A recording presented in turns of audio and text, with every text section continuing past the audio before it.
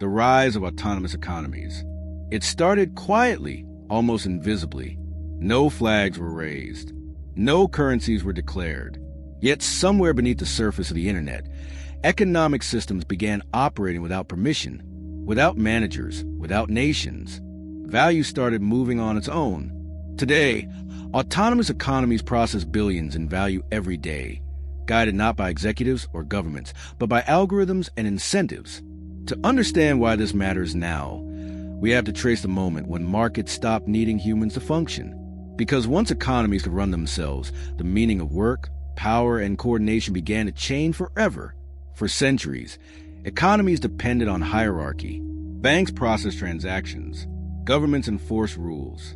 Corporations coordinated labor.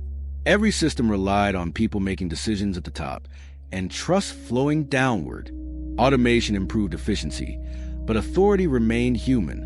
That balance held until decentralized networks introduced a radical alternative.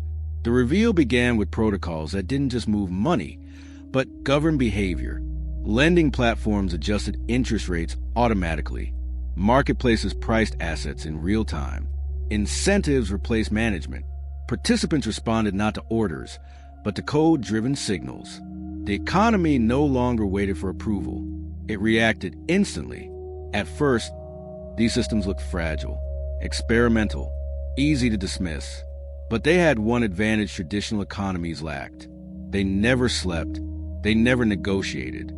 They never hesitated. Every rule was enforced continuously, across borders, without discrimination.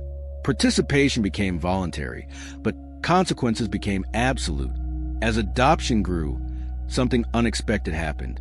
These networks began coordinating strangers at global scale. Millions interacted without knowing each other's names. Trust wasn't earned through reputation or law, but through predictable execution. Behavior aligned not through authority, but through incentives carefully embedded into code. What emerged wasn't just new financial tools. It was a new economic logic, one where coordination replaced command, where participation replaced employment, and where systems evolved not through policy, but through upgrades voted on by those inside them. The question was no longer whether autonomous economies could exist. They already did. The real question was how far they could grow before they began to challenge the economic structures the world had always relied on. As these autonomous systems expanded, their behavior began to resemble something unsettlingly organic. Markets adjusted themselves. Capital flowed toward efficiency without instruction. Risk was priced automatically, sometimes brutally, with no room for negotiation. What once required layers of management now unfolded through math and incentives alone. The conflict emerged when people realized these economies did not care who participated. They rewarded contribution, punished inefficiency, and ignored intention entirely. A protocol didn't know if a user was wealthy or desperate. It only measured inputs and outputs. For some, this felt liberating. For others, it felt cold, a system without mercy, but also without bias. Traditional institutions struggled to respond. Banks could not pause autonomous markets. Governments could not sanction protocols with no headquarters. Corporations could not outcompete systems that operated continuously, globally, and at near zero marginal cost. The old levers of economic control, policy, regulation, negotiation, lost their immediacy in environments that responded faster than any committee ever could. At the same time, individuals faced a personal reckoning. Participation in autonomous economies required new skills. Understanding incentives mattered more than titles. Strategy mattered more than seniority. Reputation was replaced by transparency. Those who adapted thrived. Those who didn't felt left behind by systems that offered no explanations and no second chances. Builders tried to soften the edges. Interfaces improved. Education expanded. But the core truth remained unchanged. Autonomous economies were not designed to protect people from outcomes. They were designed to reflect reality with ruthless accuracy. Every inefficiency surfaced. Every imbalance corrected itself, often violently. As these systems grew more interconnected, their influence multiplied. One protocol fed into another. Liquidity moved across chains in seconds. Failures propagated as quickly as successes. The economy was no longer a collection of isolated markets. It was becoming a living network of incentives, reacting to itself in real time. This escalation raised an uncomfortable question. If economies can coordinate human behavior more effectively than institutions, what happens to the structures built around employment, wages, and governance? What happens when people earn not by working for companies, but by interacting directly with autonomous systems? The rise of autonomous economies wasn't just technological, it was psychological. It demanded a shift in how people understood value, security, and responsibility. And for many, that shift arrived faster than they were prepared for. As autonomous economies matured, their consequences became impossible to separate from daily life. These systems were no longer experiments running on the edges of the internet. They were shaping livelihoods, redistributing opportunity, and redefining how people earned, saved, and survived. And with that influence came a growing sense of unease. The conflict intensified when autonomous protocols began outperforming human-managed systems. They allocated capital more efficiently. They reacted to market signals instantly. They enforced rules without favoritism. For participants inside these systems, results were undeniable. For those outside, the speed and opacity felt threatening. Decisions that once involved human dialogue now occurred silently, triggered by code no one person controlled. Workers felt the shift first. Income no longer came from employment alone. It came from participation, providing liquidity, securing networks, curating information, coordinating communities.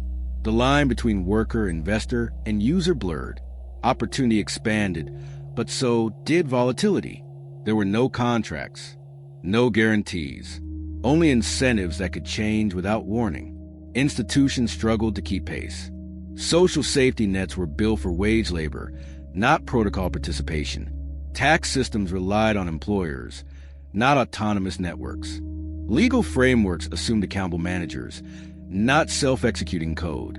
As these mismatches grew, pressure mounted on systems that had never been designed for economies without intermediaries. Inside the autonomous networks themselves, new risks surfaced. Feedback loops amplified success and failure.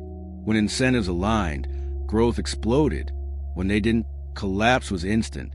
There was no central authority to slow things down, no regulator to step in mid-crisis. The same autonomy that created efficiency also removed restraint. Communities attempted to respond through governance. Votes were proposed, parameters adjusted, safeguards added, but participation was uneven. Those with the most influence often had the most at stake. Power concentrated quietly, not through titles, but through numbers embedded in smart contracts. The promise of decentralization faced its oldest challenge: inequality reborn in digital form. Emotionally, the tension deepened. Some saw autonomous economies as liberation from broken institutions. Others saw them as systems that rewarded the already advantaged while exposing everyone else to unforgiving risk. The truth sat somewhere between. These economies reflected reality without filters, and reality had never been evenly distributed. As adoption accelerated, the stakes rose.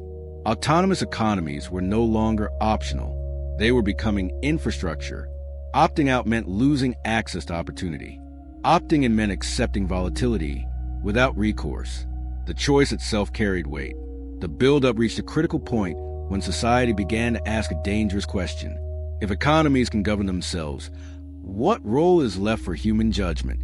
And if incentives decide outcomes more effectively than people do, where does responsibility go when something breaks? The turning point arrived when the illusion of control finally dissolved. Autonomous economies were no longer tools humans could fully manage. They had become environments people had to navigate. And in that realization, a new relationship formed, not one of command, but of coexistence. The climax revealed a paradox. The more autonomous these systems became, the more intentional humans needed to be. Incentives could coordinate behavior, but they could not define values. Algorithms could optimize outcomes, but they could not decide what outcomes mattered. Responsibility did not disappear.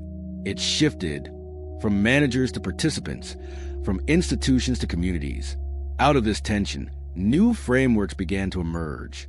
Hybrid models blended automation with human oversight. Protocols introduced slower governance layers to absorb shock. Communities experimented with guardrails designed not to control outcomes, but to prevent collapse. These changes didn't weaken autonomy. They made it sustainable. The resolution reshaped the meaning of economic participation. Work became contribution. Ownership became involvement. Stability became something earned through awareness, not guaranteed by institutions. Autonomous economies didn't eliminate risk. They made it visible. And in doing so, they forced people to engage with reality more directly than ever before. What survived were not the most efficient systems, but the most adaptable ones. Those that balanced incentives with human understanding. Those that treated autonomy not as an end, but as a foundation to build upon. The rise of autonomous economies did not end the old world overnight, but it changed the direction of history. It proved that coordination did not require command, that trust could be engineered, and that economies could function without centralized control.